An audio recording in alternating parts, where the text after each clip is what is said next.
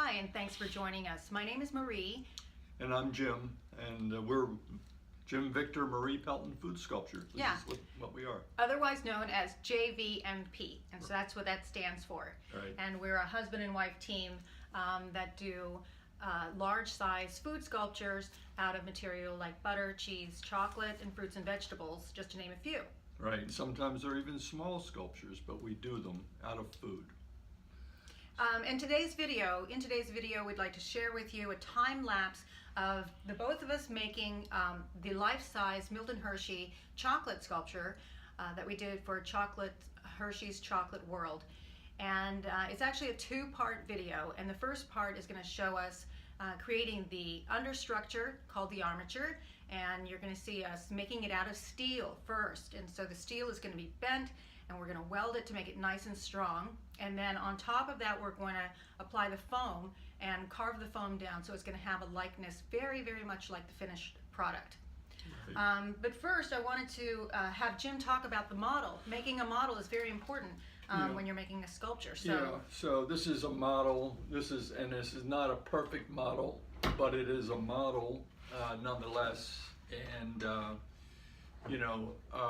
and I did it in clay, and the reason I made it in clay was because it's easy to work with, and I can make the forms as I want to make them, and it becomes the source for all the information when we're making the big one, the large sculpture.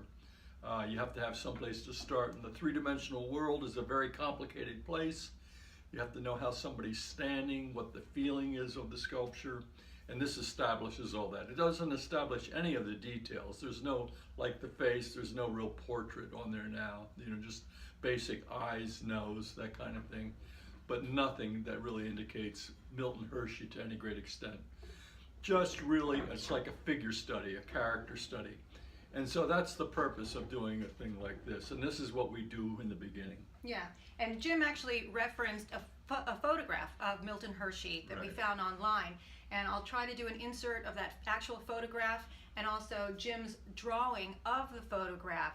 So it's actually kind of an important thing, not just to take a photograph, but also sort of do your own rendering of that photograph, and so you can get a feel for what it is that you really want to put together. So after you watch the video, if you could let us know also what you think were some of your takeaways from the video. What parts really kind of resonated with you, what kind of questions that you might have for creating an armature, and leave them in the comments below, and we would love to read them and get back with you.